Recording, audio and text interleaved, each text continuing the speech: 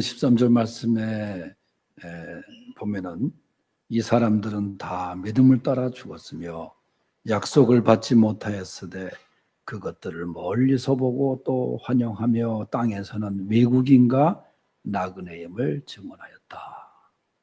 외국인과 나그네임을 증언하였다. 그랬어요. 외국인과 나그네. 그래서 오늘 이 말씀대로 외국인과 나그네라는 제목으로 말씀을 증거하겠습니다. 외국인은 우리가 잘 아는 대로 우리 민족이 아닌 다른 민족, 또 흔히 요즘은 길거리에 나가서 보면은 우리 수지지구만 하더라도 아마 내가 보기에는 외국어 영어 학원이 많아서 그런지 영어권에 있는 외국인들, 이 골목에도 보니까 이렇게 살고 있는 외국인들을 종종 볼 수가 있어요. 또 우리 취업 나온 그런 외국인 근로자들이 지금 아주 많은 숫자가 있습니다. 그래서 옛날에는 미국 사람 이렇게 보면은 군인들만 봐도 그렇게 쳐다보고 그렇게 하면서 따라가는 아이들도 있었고 그러는데 지금은 외국인들이 얼마나 많은지 국제화 시대가 돼가지고 외국인들을 자주 볼 수가 있습니다.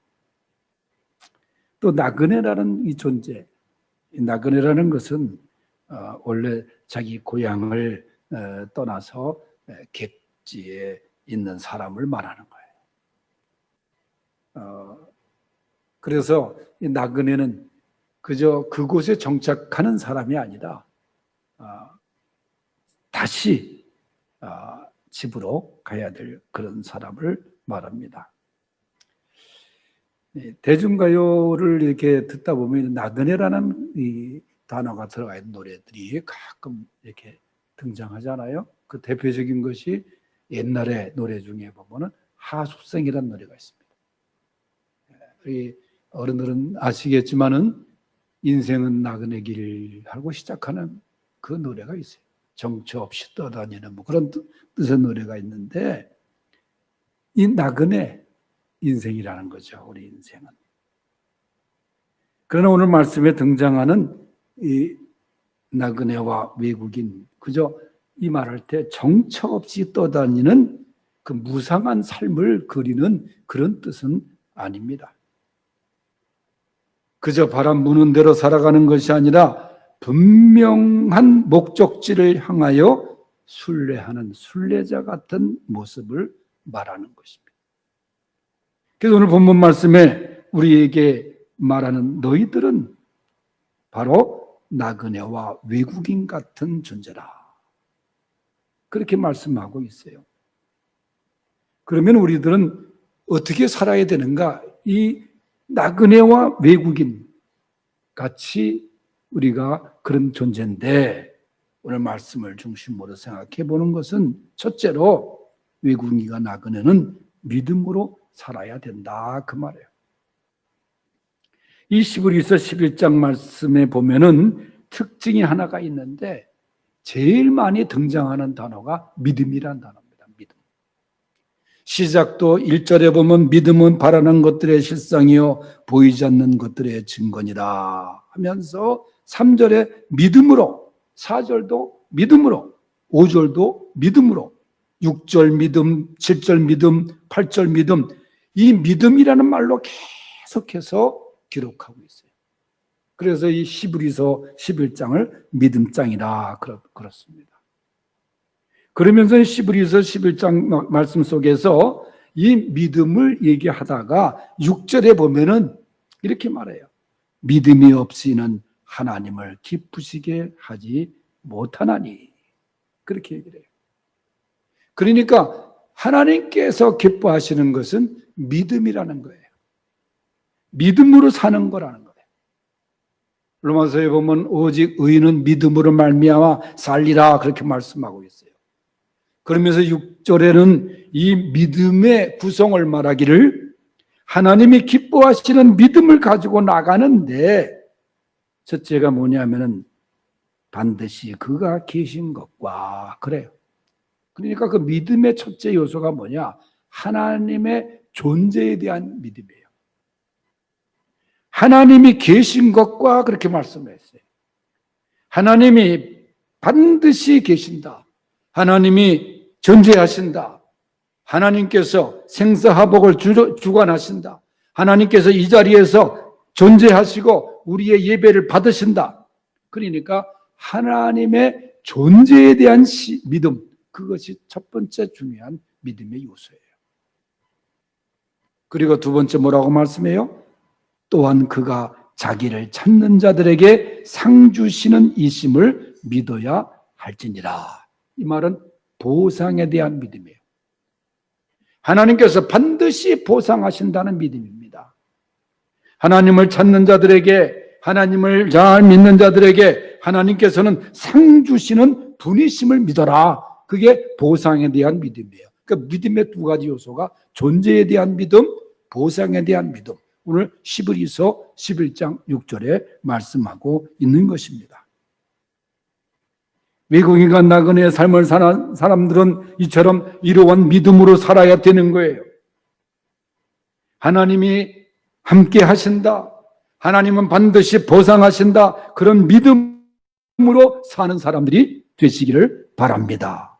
그러면서 11장에 나타나는 많은 믿음의 영웅들의 이야기를 기록합니다. 첫 번째 등장하는 믿음으로 아벨은 그렇게 나오잖아요. 아벨의 믿음이 얼마나 귀한지, 그는 가인보다 더 나은 제사를 하나님께 드림으로 의로운 자라 하시는 증거를 얻었느니라 그랬어요. 그러니까 믿음의 예배를 드린 아벨을 본받으라. 그런 얘기. 또 이어지는 5절에 보면 믿음으로 에녹은 죽음을 보지 않고 옮기셨으니 하나님이 그를 옮기심으로 다시 보이지 아니하였느니라. 그가 옮기기 전에 하나님을 기쁘시게 하는 자라 하는 증거를 받았느니라. 그러니까 에녹의 믿음은 하나님을 기쁘시게 했던 믿음이라는 거예요. 그러면서 쭉 열거하는 믿음의 사람들. 여러분, 외국인과 나그네를 사는 우리들, 이렇게 믿음으로 살아야 되는 사람들입니다. 여러분, 나그네의 삶을 생각할 때 창세기 47장에 보면은 바로가 야곱에게 이런 질문을 합니다. 네 나이가 얼마냐? 그렇게 얘기를 해요. 그러니까 야곱의 이야기가 내 나그네의 세월이 130년입니다. 그렇게 얘기를 해요. 자기의 130년의 생애는 나그네와 같은 삶이었습니다. 여러분, 우리들은 다시 말씀드리지만 이 땅에 영원히 정착하는 존재가 아닙니다. 바로 나그네의 삶을 사는 그런 존재라 그 말이에요. 베드로전서 1장 1절에 보면은 흩어진 나그네라는 말이 나옵니다. 이 말은 다시 말하면 디아스포라라는 말이에요. 유대 사람들이 이방 지역에 흩어져 살고 있었는데 그들을 지칭했던 용어였습니다. 그러면서 이 말은 세상에 나그네와 같이 흩어져 살고 있는 모든 그리스도인들을 의미하는 말이기도 해요. 그러면 왜 우리들을 나그네로 말씀하셨는가? 그것은 여러분, 우리의 본향은 이 세상이 아니라 하늘나라인 것을 기억시키기 위해서입니다. 아무리 세상에 살기 좋고 행복한 조건이 구비되었다고 해도 우리의 고향은 우리가 안주할 곳이 아니라는 거예요. 하늘나라. 아무리 집을 잘 짓고,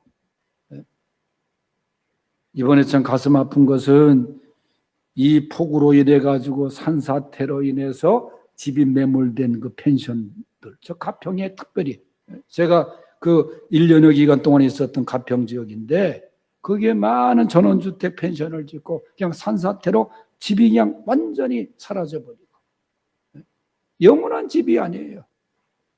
우리 육신도 성경에 말하면 너희는 장막과 같은 그렇게 존재라 그렇게 말씀하고 있어요.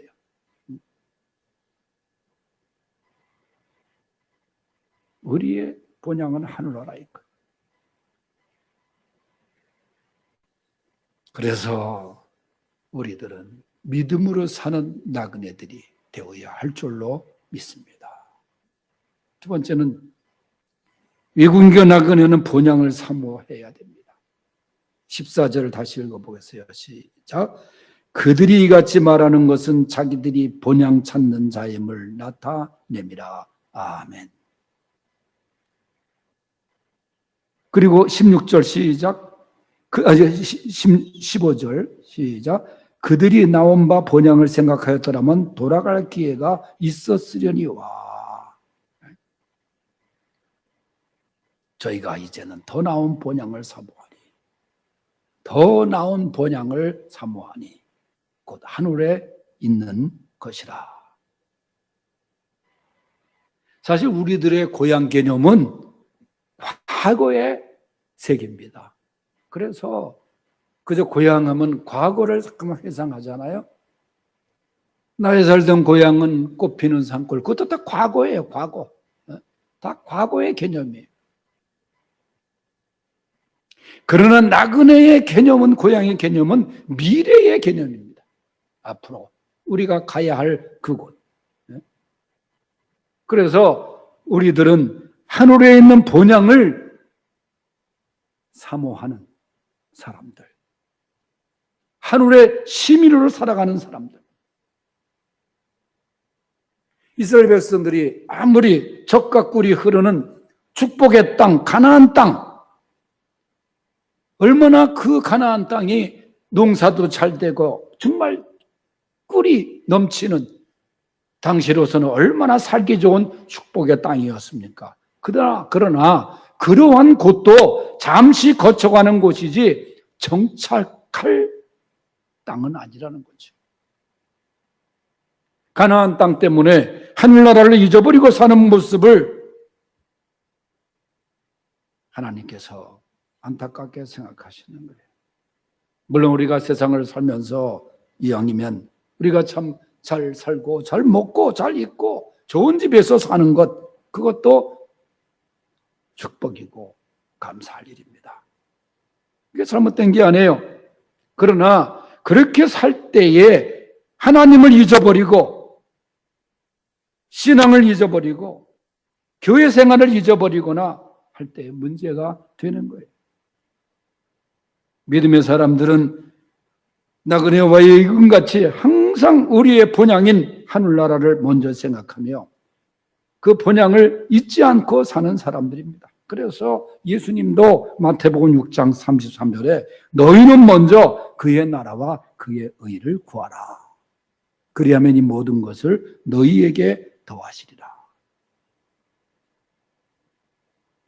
오늘 본문에도 육신이 태어난 고향보다 나그네들은 믿음의 조상들이 가고자 원했던 영혼의 고향 하나님 나라를 더 사모하는 사람들이다.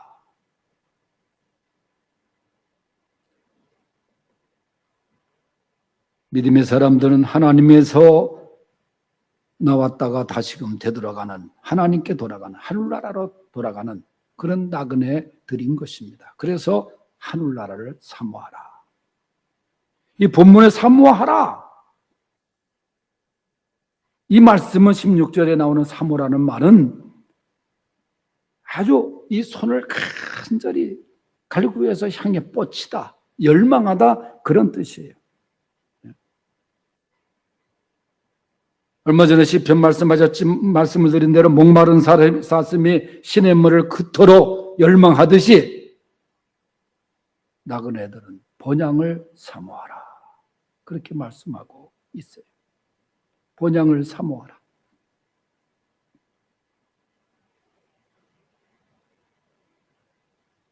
그래서 우리는 하늘나라의 시민으로 살아가야 되는 것입니다. 세 번째, 외국인과 나그네들은 모이기를 좋아하며 살아야 돼요. 모이기를 좋아하면서. 히브리서 10장 25절에 보면 계속 보면은 모이기를 패하는 어떤 사람들의 습관과 같이 하지 마라.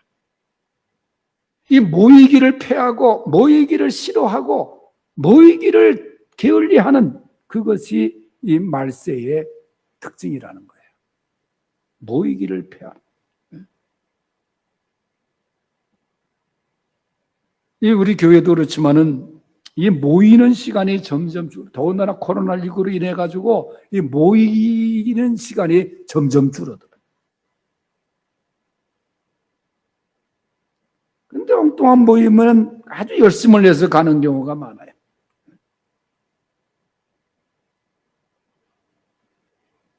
나그네들은 서로 모이기를 좋아합니다. 그래서 이 보면은 지역마다 가리봉동 그쪽에 가면 중국 사람들이 얼마나 많이 거기 완전히 장악을 해버렸어요. 중국 사람들이. 또 어느 지역에 가면 필리핀 사람들이 또 주로 모이는 곳이 있어. 우즈베키스탄이 모이는 곳이 있어. 왜냐하면 같은 고향 사람들끼리 모이는 거라. 고향 소식을 서로 전하고 식사도 하고 그래서 그 거리가 형성돼 있어요. 우리 한국 사람들도 외국에 가면 한동안은 차이나타운이 있다 코리안타운이 생기고 그러면서 모이질 않습니까? 고향 사람들끼리도 모여요. 그런데 모여서 서로 사랑하면서 모여서 서로 정을 나누면서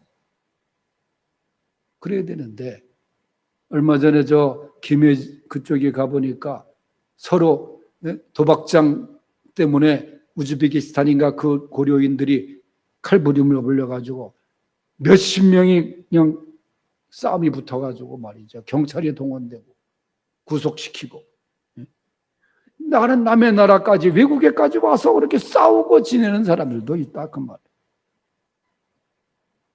여러분 모이기를 좋아한다 나그네들이. 우리는 하늘나라 지점이 어디야? 바로 교회입니다. 교회. 교회를 중심으로 모이기를 기뻐하는 그런 나그네들이 되어야 된다는 거예요.